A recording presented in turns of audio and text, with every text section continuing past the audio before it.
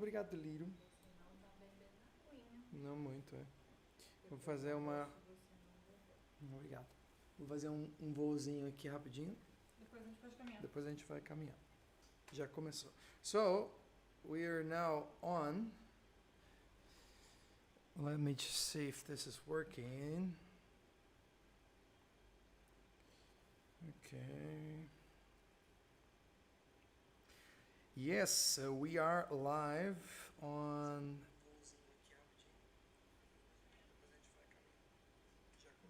Good. Yeah, it's working. And I don't know if it's in Facebook is working as well. So let's see. Desculpa aí, everybody, porque é a primeira vez que eu tô fazendo isso.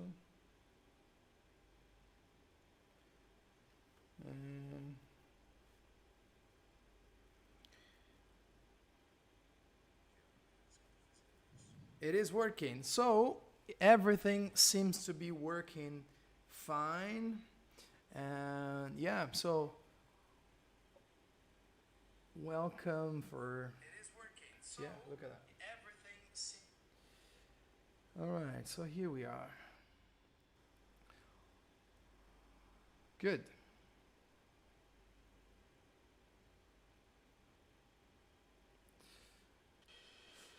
All right, let's start this thing officially now.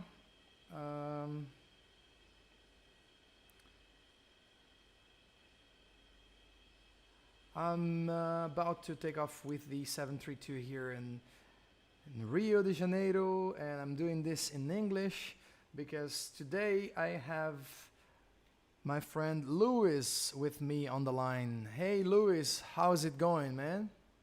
Everything's going really well. Now I'm currently in Daytona Beach, Florida. I'm an aerospace engineering student at Embry-Riddle Aeronautical University. I'm in my third year right now, taking summer courses. This, I'm always impressed when you tell me about a little bit of the details of the courses you're doing. So thanks for giving this introduction, and for all of you guys that are watching us now. We're doing this live stream in English because, of course, Luis is there. And I hope for you this will be a little opportunity to practice the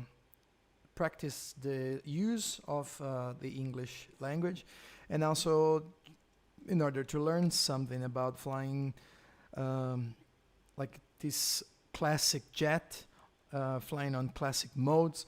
And why I invited Luis to be here with us today is because he wanted to know a little bit more about flying using the radio navigation systems like the VORs and the ADFs and so on.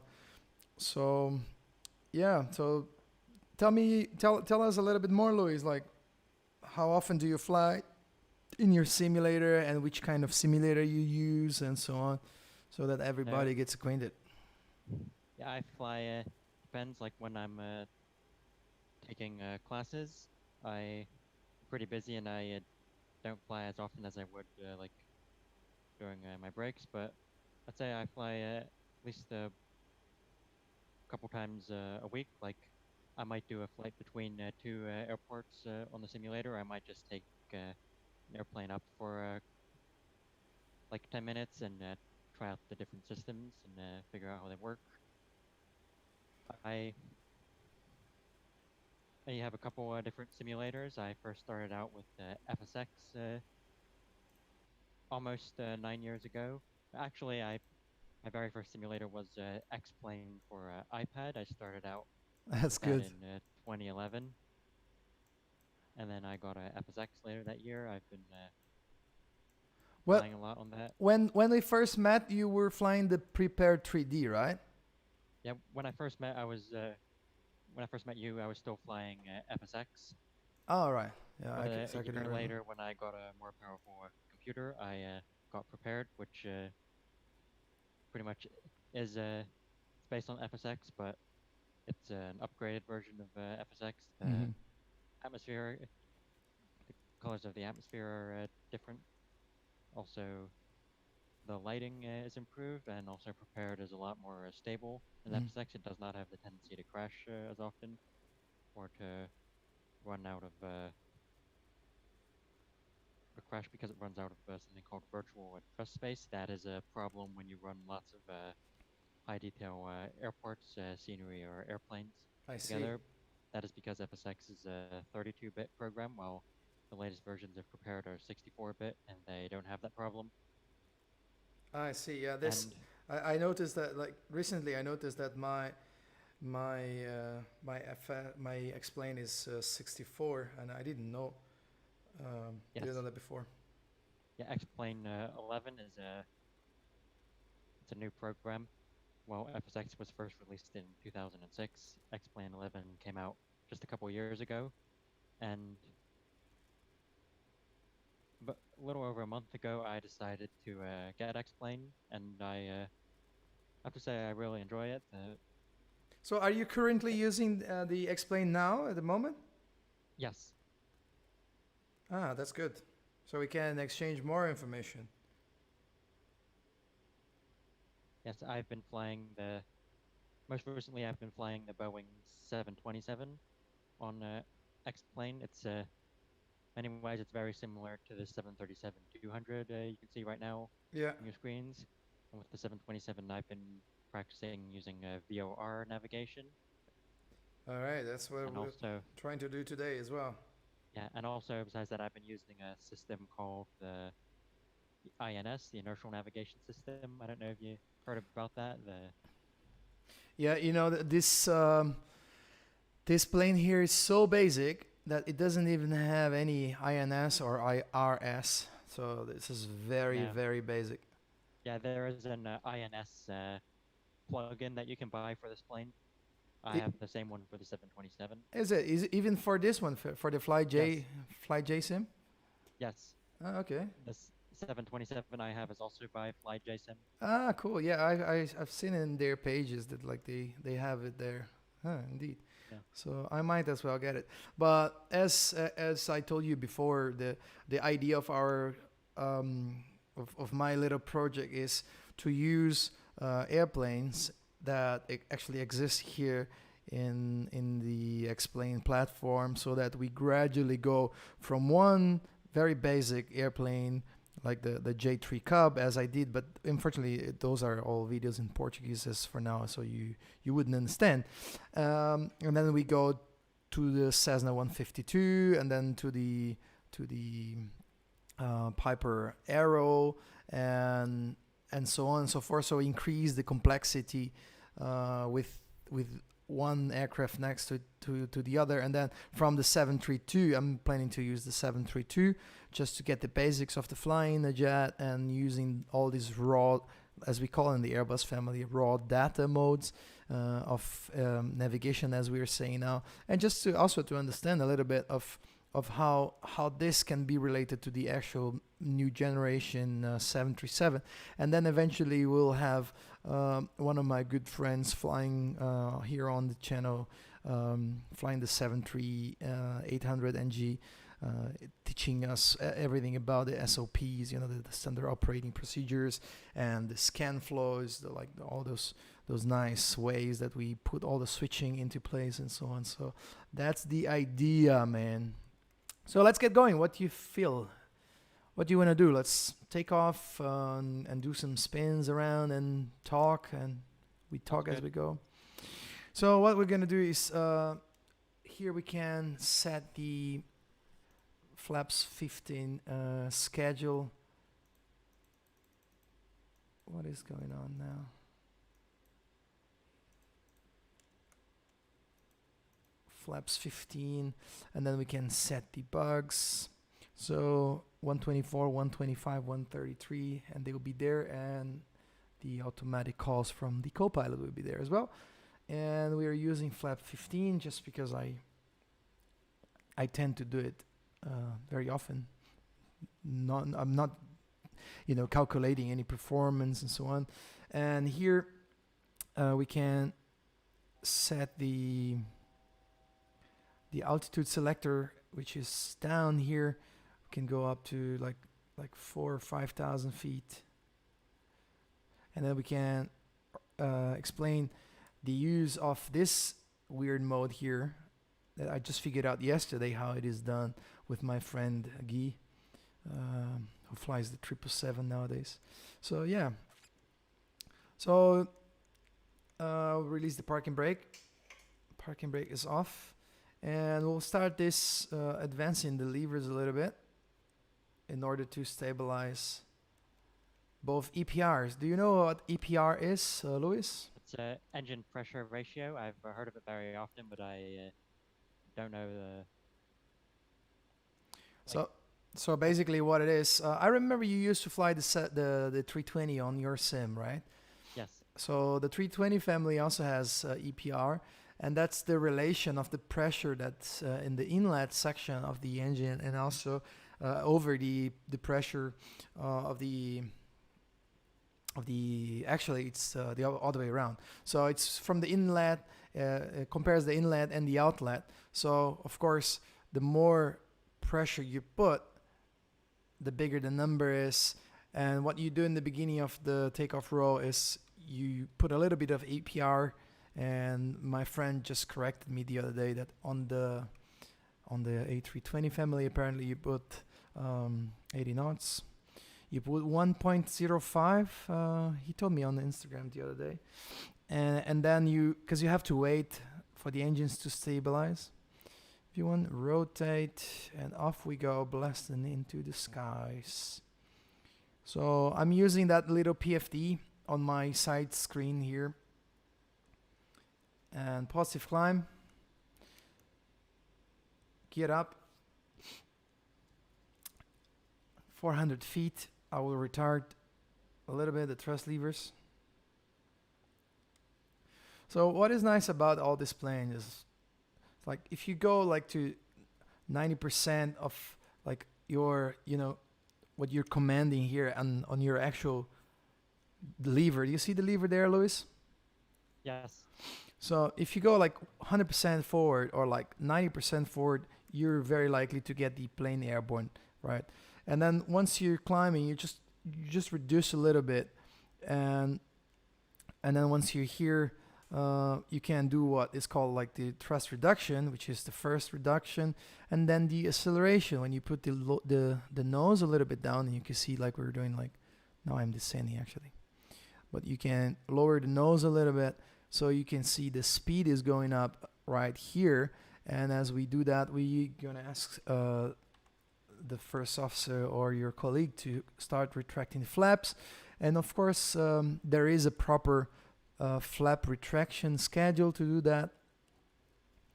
And then once you're flying in a nice speed, like you can go full, clean configuration, and then we can actually engage some autopilot mode. So here it's funny, you have aileron and elevator, so you can engage both separately. And now I want to engage the heading selector so that we fly the heading cell. And I can go onto the indicator airspeed mode. So now what's happening? Do you remember using the flight level change or the level change mode? I'm not sure. I might have used it once, but tell me more about it. So what's happening now is, when you use the flight level change mode in the 737 NG, for instance, or even the 767, all the Boeing families, or the open climb and open descent in the Airbus, what we are doing basically is we are telling the airplane that the plane should be following the indicated airspeed, and with the current power setting, do whatever is necessary with the pitch and the vertical speed. So this is actually very nice to explain here because it's so easy to see. And because this plane has no auto throttle, now we have to actually reduce because it has leveled off already 5,000 feet and the plane keeps accelerating. So Yeah. The 727 by FlyJSim has the same system, very similar one. Ah, cool. So you're very familiar already Yes. with that. So now I reduce, okay, and so let's do another try. Let's give it another try. So let's set like 10,000 feet now. So there we go to 10,000, and I'll engage the indicator airspeed mode again. And off it goes. As he wants to put the nose up in order to get this speed here, right? And I want to make sure I put some power again. So again, basics talking about when you want to climb, maybe you put it in 75% of your lever angle, something like that. If you want more, you can give it more. So what we're doing now is we're climbing with a specific speed, and of course it takes a little bit of time because it's an old plane, but you can see that if I go here in the speed bug and I accelerate, what do you think it will happen? It'll pitch the nose down Yeah, to build up some more speed, and then absolutely. That's correct. So that's what we're doing at the moment, and it's even going down a little bit. What happens when it stabilizes? it will pitch the nose up again. That's it, man. I always have a good time talking to One you. thing, do we have to put the gear level in the lever in a neutral position? Yep. Uh, And this one's depressurize the hydraulics. a firm. So landing gear up and off, and these are, we didn't use them. That's a mistake, and packs are still operating. Thanks for the reminder. 1,000 to go, and it has altitude alert. So good. So we talked a little bit about the autopilot modes, and did you notice that it's a completely different panel for the flight director? Yes, it's similar in the 727. The flight director is also has a different panel. Mm-hmm. So it's the same.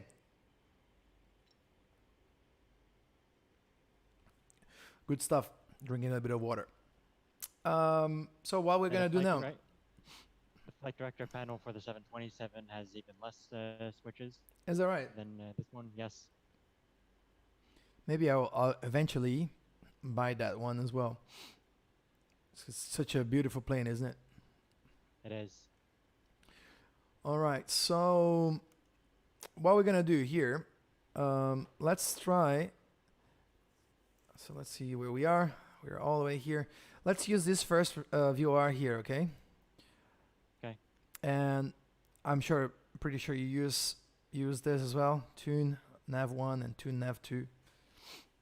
Just using this because it's quicker than going and typing the whole frequency thing.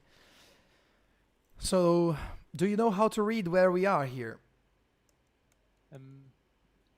Yeah, I see that we're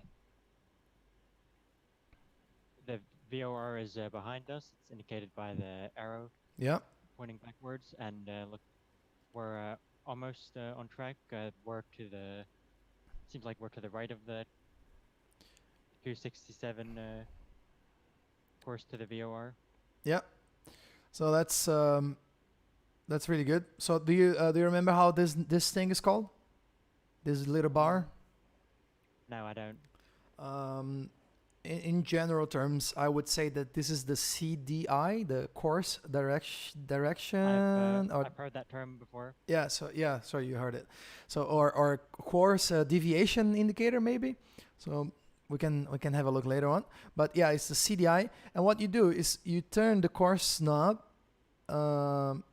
until you center the CDI basically, and then you read where you are. You read always from the base of the triangle, because you correctly pointed that we passed the antenna already. So this this instrument is really nice because it shows you the course here, and then you can read it from the number. So we are on the course 272 if you want to fly directly towards that VOR, right? But if the controllers now they ask us where we are in the airspace as we are flying, it changes a little bit. So I'm gonna send to the CDI again. You can go ahead and tell them that we are on the radio 093 because you always read the radio from the base of the triangle. Did you know that trick before? Not really. Can you tell me like more about from the base of the triangle? Like what you mean by that? So if you want to know the radio that you are, when he asks you where are you in the airspace, so here's the VOR, okay? So imagine that you have 360 degrees of lines, of radio lines, Yes. going from the antenna. Yeah, the to- radials they point out from the VOR. Exactly. So the radio is something that points out from the antenna towards the 360 degrees direction.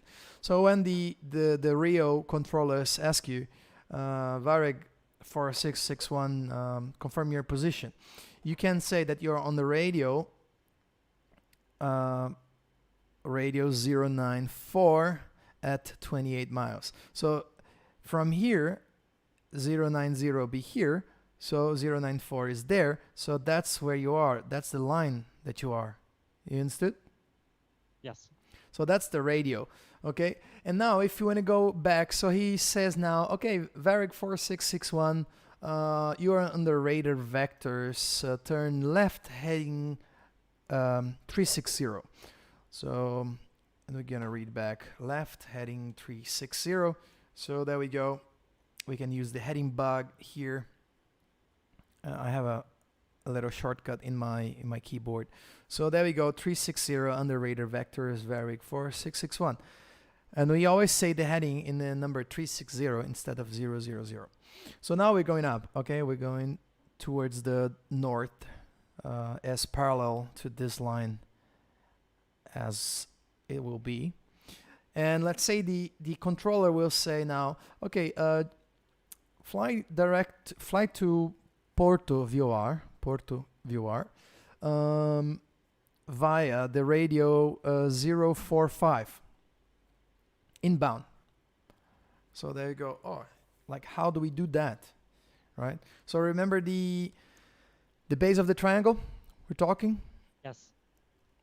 So that's what we're gonna do now. We will put the base of the triangle here in the 045.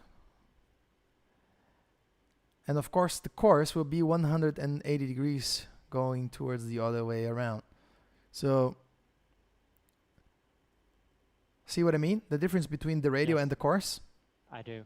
So here, Yes. we're doing the radio 045 inbound. See in the map? Up, over speed. Yes, over speed. Thanks. Thanks, Louis. It's always good to fly with someone, man. Welcome. Happy to fly with you. I am happy, man. It's good. How's your dad doing? Is he good? He's been doing really well. That's great, man. Send my regards to him. I will. So you can, from here, like when you have the map on, you can clearly see what you're going to do, right? So we're on the heading 360, and that's where we're going. As we said, we're parallel to this little arrow because that's north. And the controller told us that we have to intercept this radio here inbound. So what can we do? We can turn into the heading, and this is very nice to use. This instrument here is called the HSI, Horizontal Situation Indicator. Heard about that as well? Yeah, I have. Sure. Yeah, pretty Yeah, sure. I heard both HSI and CDI. I wasn't really sure which one was which. So now I understand the difference. got the difference. Yeah. Really good. So what you can do is like you can use the visual cues from the instrument to actually help you out where you want to fly. So you can, what about if I go and turn the heading bug towards the corner of the CDI here. So we'll be in a very nice interception radio or interception heading to intercept that little radio that we want to intercept. And what else can we do is, once we have that established in a nice heading, we can actually use the automation to help us out using here the VOR localizer mode. So VOR lock. And guess what? The plane will now put the heading that the plane needs to go towards the radio that we want. And then whenever we are approaching the region of the radio there, we will call the radio is alive. Have you heard about that before? I haven't heard radio alive, but I've heard glide slope. I've heard localizer alive. So that's exactly same thing, man. So let me put some more gas here. So it's the same principle. So what it means is that where you wanna go is actually getting, alive and kicking towards where you want to be in. So you want to intercept the localizer whenever it's alive. You should be going towards it, and it's the same here. So that's actually a call out. Basically like a standard call out that we do between the pilots. So Luis, let's do it. Whenever you see the radio approaching here, you tell me, Felix, radio alive. All right? Okay. So that we are doing something interactive here. So good. So let's see what's happening here. We have some guys, some friends following us along on the YouTube live stream. We had Victor Hugo Santos, hello Victor, and also Victor Mendes, and we have Xavi Divo, which is Chris from Blumenau. So hello everyone, and welcome to our live stream, and say hello to Luis. And Luis, if you want to say something in Portuguese, you can say olá. Olá. Boa tarde, which means good afternoon. Boa tarde. Exactly, man. Because in Brazil right now it's 34 minutes past noon, past 12. So there we go. So for you guys who enter the live stream at the moment, I'm flying with Luis, and you're originally from Amsterdam, Luis, or you're from the US? I was born in Amsterdam, but my dad is from Netherlands. Felix, radio alive. Oh, thanks, man. I was just distracting you to see if you're gonna forget. No, I'm just kidding. So you see, so that's just follow along here. And this is something really nice that you can actually do when you're manually flying the plane. And this is why I like to do this. Do you see that this point here is going always on the vertical of the CDI? Yes. Because the system's so smart that it will just do whatever bank is necessary to keep turning in the exact same speed as the radio is coming into the center of the CDI.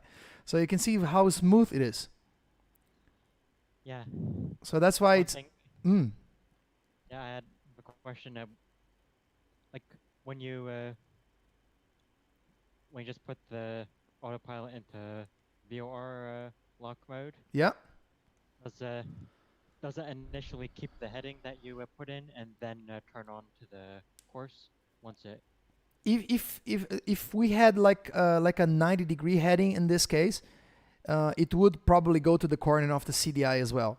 So it automatically goes to the corner of the CDI, and then yeah, it does automatically know what is a good heading. You know what we can do is like we can change the radio again. So let's say the controller say Varec 46061 intercept the 210 radio now, inbound.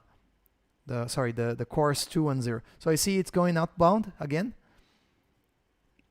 So Yes. I just changed the course, which is the radio 030, to intercept the 210 course, and it's going already towards whatever it wants to go. So it does some tricks for us. So this is why it's really nice. It's good to use it. And guess what? Why do I always insist that we should be doing this? Is because whenever you have failures in your computer, in your FMSs, you have to keep it up. You have to be sharp enough to keep understanding where you are and know how to do this kind of stuff, and also use the Vorlock modes. So like, Yes. it's there to help you out. So don't panic if you lose anything, right? And actually that's one tip that I give is like, we have the Sims and it's for free, so just go ahead and do it.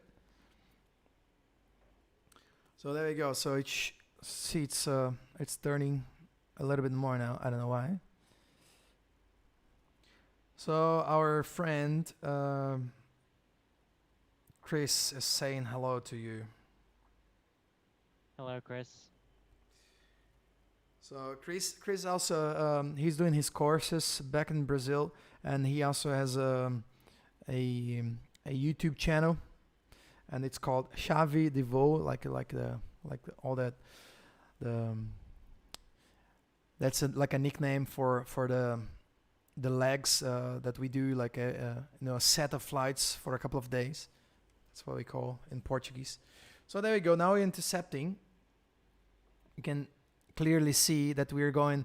That's a 30-degree right difference, because that's the 030 radio inbound, which is the course 210. All right, and what happens when we fly overhead? Yeah, the triangle will change direction. It'll, if I'm correct. Yeah, absolutely. So that's what we do when we fly overhead, and now the course 210 will be on the radio 210, because at the moment we're on the northeast sector of the VR, and suddenly we're on the western sector of the VR. And yeah, note that of course the course is still the same, but now we are on the 210 radial outbound. So here we were on the 030 inbound, and now we are on the 210 outbound of the VR. Got it? Yep, I got it. Good. So we reviewed some of the names here: CDI, age, SI, and radials and courses, radial inbound, radial outbound, and what else? We can actually use this now, the ADF. Did you use the ADF already? I have used it once. I was flying. I found an approach chart, which was all today. A lot of the approach charts use waypoints that can be programmed into the FMC, but some of them still are still based on VORs and NDBs. And Yeah. I practiced flying one of those in the 727. Oh, that's good, and I man. used the ADF for that one. That is absolutely great that you do that. I really like that you do that. So here I have some charts, and I could actually find a chart that we could use to do some. Maybe another day we can do an NDB approach. So So eight, how does that eight, does eight. that work? So the ADF is similar to the VOR, right? So the only thing is that you don't have, you cannot exactly tell where you are in exact numbers like this, because it's a bit more primitive than the VOR itself. So now It just gives you a direction. exactly, If and then we don't call it radios when we're flying ADF. So now let's say we want to turn towards the antenna, and I want to go here and manual heading select again, and I'm turning towards the antenna, which is pointing around to heading 280. and within an NDV approach, like you said, does that involve just following a series of Directions. NDVs? Yeah. So what you do is, like, let's say this we're normally let's say that here in this the best will be to do the proper approach with you so that you know. But let's say normally what happens is, like, you're gonna have the direction, right? So let's say now that this is actually what I can do is I'm gonna show you something. So I don't know, like we're a bit too fast to do that, but let's say, let me go outbound here. Disregard what I was telling you before. Let's do like an approach into Rio. You see the Rio Santos Dumont Yes. Airport? So let's say you have a chart which you'll approach here, and you have to go outbound from this ADF, and we use the QDM and QDR. Have you seen that before? No. Like there are some names with the Q code to name it. I don't even know how they say it in English, because I never flew ADF in the English language. So let's say that we want to descend here to 2,000 feet. Oops, other side. And then we practice a little bit of that descending mode with the indicated airspeed. And I can, in the meantime, I can tell you one thing that's really nice about jet flying is this. Like, in the jet, you don't reduce speed and descend at the same time, right? Because, why do you think? Because of the because of the energy management. Yeah, because if you descend, you'll have the tendency to gain speed. Yeah. And So then, if you Mhm. want to reduce speed, you'll while descending, you're gonna need to use the speed brakes, and that would bleed off a lot of energy. exactly, and they are very sleek, right? And then when you want to have a proper rate of descent, especially at altitude, it's good that you allow the plane to accelerate a little bit. So now we do it 220, and I'm gonna put into 250, and get rid of the map.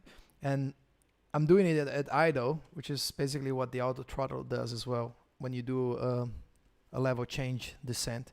So use the Zebo mod in your X-Plane to see the difference. It's really nice. So you see when you allow the speed, the VS indicator, the vertical speed goes a little bit down, and then it stabilizes. And now if I increase even more, normally we would not be doing that below 10,000, but it's just like as a training flight in the sim, we can do whatever we want.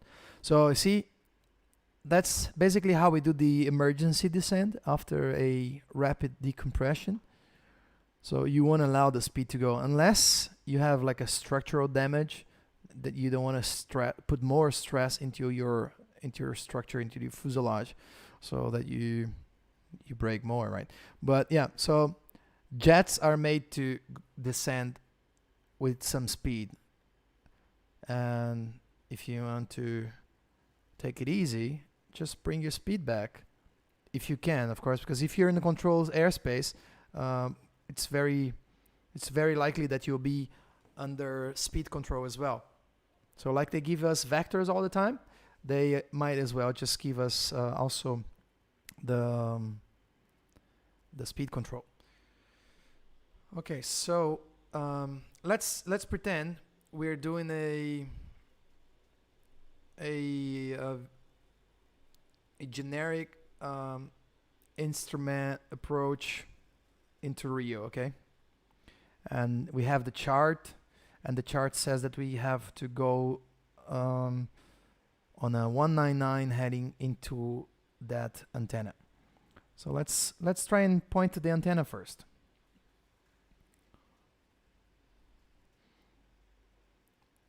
So the logic is, we have a little saying in flying IFR in Brazil that it's always like that. The head will always go down, and the tail always go up. And as I never flew in English, I don't know. Maybe they have a nicer way to say it. But basically, the idea is, I can open the map to show you. If we are here, and the antenna is there, as far as you're going, into this direction, you eventually you'll pass the antenna, you'll pass the A-beam, right? Of it. So the more you go forward, because the speed of the plane goes forward, eventually the antenna will go down, right? So like now, let's stabilize here in this heading. Let's put some more. As we're going towards this direction, the antenna head is going down because we are progressing forward, right? So I understand that. Yeah. So now what we're doing is the running direction is around the 020, okay? So now that it's already in 010 here, we can try and turn towards the antenna and see what happens.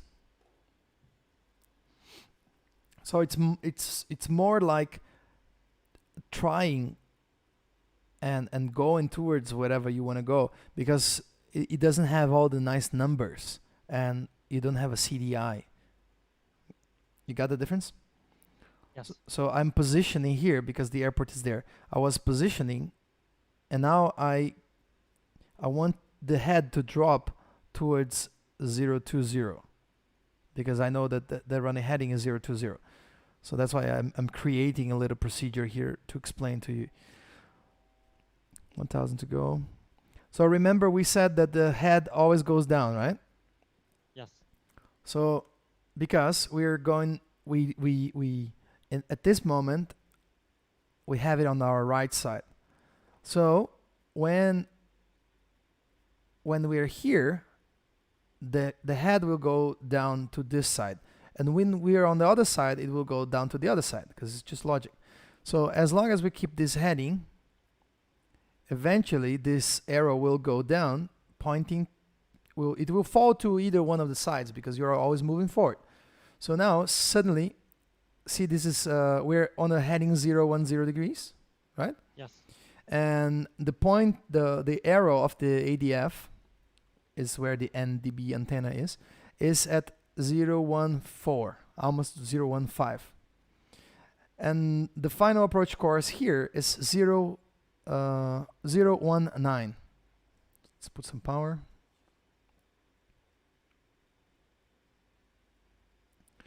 So you see that the antenna is, the pointer is slowly going down? Yes, I see that. Yeah. So now that it's very slow, we can wait a little bit. And then when it's good enough on the 019, we just go ahead and we turn our little heading bug into 019, and we keep descending, or actually we can keep level flight because 2000 here would be good enough for us to go and go visual around Yeah, I the see. Because there's no ILS in that direction. I see. yeah. So that's why it's actually nice to do this exercise here, because there from here we can cancel finish our flight, our IFR segment, and here we'll see the sugar loaf, and then we can go turn around in visual reference, and then land and finish our exercise for today, because I have to get going soon. Okay. I promised my wife that we're going to go for a walk. So you see that's 0:15 now. Yes. So just a little bit more, but you can see that's already good enough for us to go and get visual to the to have the field inside, right? Yes, I see it. Yeah. So that's basically what we do. So it's going slowly. Let's give it a little bit more of the heading bug here.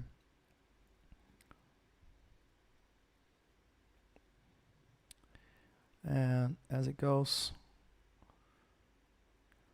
So that's how you do a procedure, and lots of them they do like teardrop, like a reversal turn. So you go over the antenna, and then you go in like outbound for quite a while, and then you turn and you come back, because in this kind of approach here, you don't have also a DME.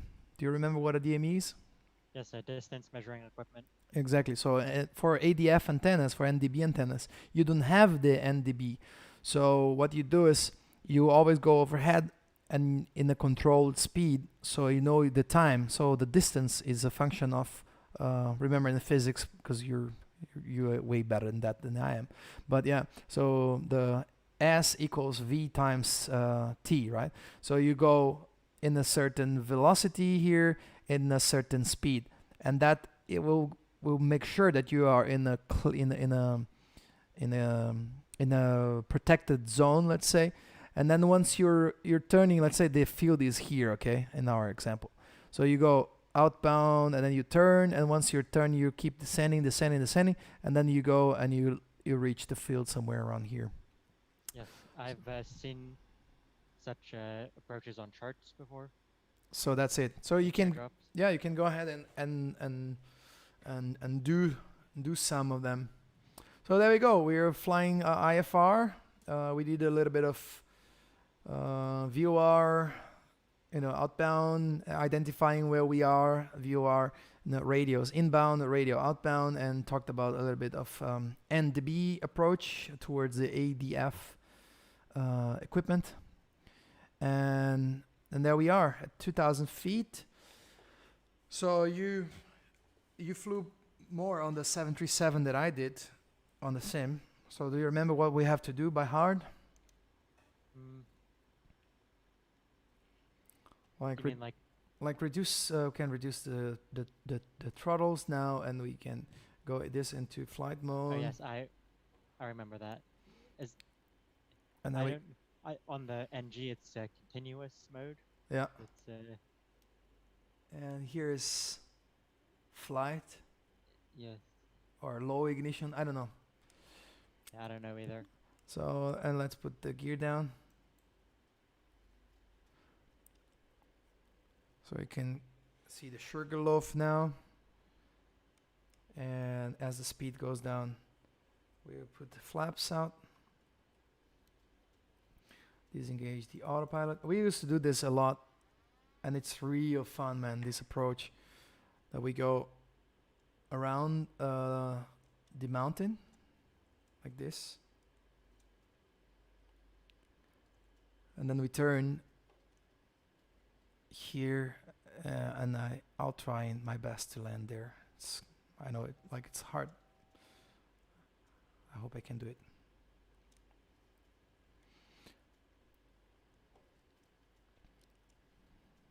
And what else? Some auto brake. Maximum. Do we need maximum or? Yeah, this field here is very short. Oh yeah, we're gonna need maximum for that. So the gear is down, and let's arm the speed brake. I'm a bit fast. I don't know if I'm gonna make this approach. So then, if we don't make this approach, we can just go around and go for a circuit because I'm really fast. So no worries. A missed approach. Missed approach. Yeah. We could possibly do it. It's not the SOP, but yeah, I think we can do it. So it's 700 feet. Yeah, 147 knots. We can probably do that. Yeah, we can do it. But we're completely idle, and we don't come in idling. Yeah. And so engine is there now. Not too bad. Yeah, wasn't too bad. Spoilers, reverse screen, the cell, auto brakes kicking in. I don't know why, but this sim here, auto brake disengage because I'm on my feet. This sim, I don't know if it's because of the my setting here in my power levers, but it always does compressor stall, always. So there we go. Let's turn, vacate the runway, and then I can actually see how the landing was from the outside. So, how was that? What do you think? I really enjoyed it. I learned a lot. And, thank you for going through all this with me. So I hope you feel like doing it again, some more flights, and to discuss some other stuff.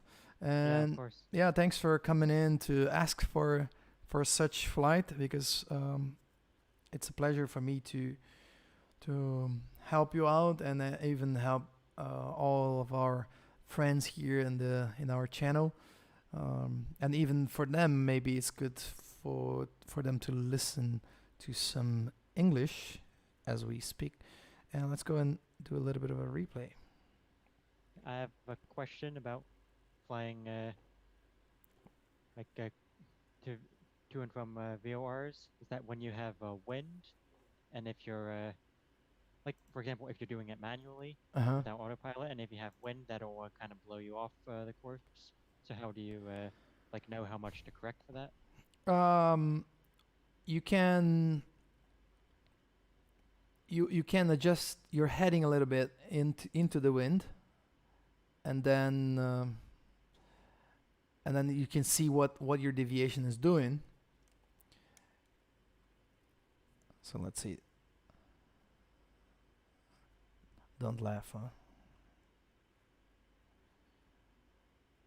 Oh, that looks nice. You see, I was pitching down at the end here. Let me go through it Go again. back. Okay, slow motion, because this runway here is 1300 something meters only. So if you don't touch down in the touchdown zone, but especially, like, I would say before the aiming point, like here's the aiming point. You see, I was about to pass, so I was actually putting the nose down already. So let me go in normal speed. You can see I was deflaring before the touchdown. Look. Yeah, I see. So Look to get again. the airplane on the ground. Yeah, so look at that.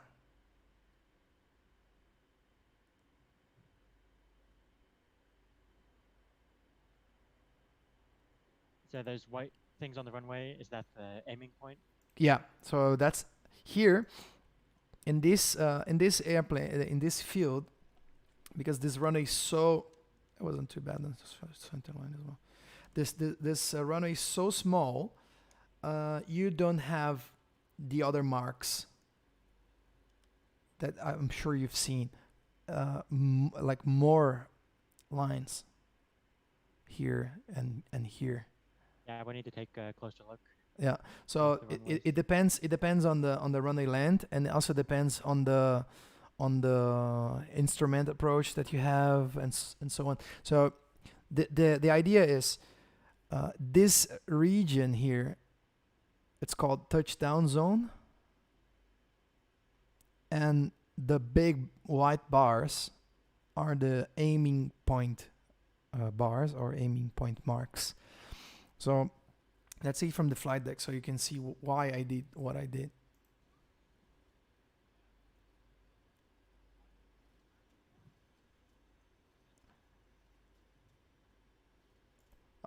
Yeah, the replay feature is very nice and explain. Yeah, so you can go Yeah, you can go and explain things, and it works with the speed and everything. yeah, FSX and P3D also have a replay feature, but it's not nearly as advanced as this one.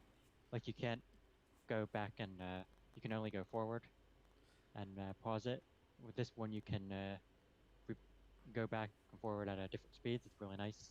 And also, it's very cool that I'm using this the screens that I show you before here, and as you go and rewind here in the back, and the it also does it in this. I'm gonna do a little video so I can show you. On the iPad displays. So look at that. I'll send you later on. So it does the whole thing. So here you can see. So did you hear the 50? Yes. So that's a good thing, because when you're actually, you should be calling 50 when you cross the threshold. Okay, so I'm a bit low here at the moment because I'm pitching up too much and it was completely destabilized. But in a normal approach, you would hear the 50 call when you're over the threshold, right? And at this point here, I cannot. I couldn't see from this position. I couldn't see the aiming point. However, I was flying with the HUD, but I know that I want to be touching down here, right? And with the HUD, you have the bird or the velocity vector, and as you do the flare, these will go eventually up. So one good thing to use the HUD is that you can put the bird exactly where your aiming point is.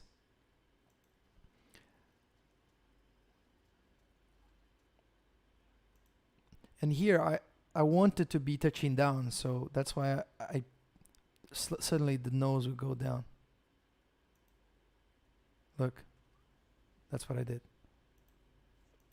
I see. Again.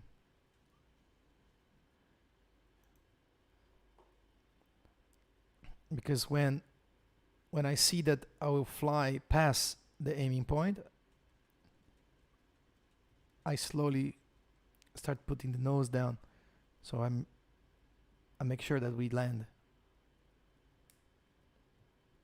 That's not a technique that you would do in real life, but for practice and training, that's something that we can do here, no problem.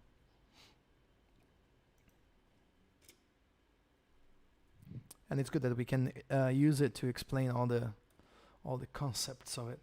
All right, Luis, I have to get going, and yeah, we did almost 1 hour, I think. Yeah.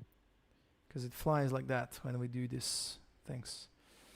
And thanks a lot for being with us. We can actually, just before we go, we can hit here our YouTube just to see if someone was saying something. Vitor Mendes, he says it was a good landing. Thanks, man. And we can retract all this and clean up.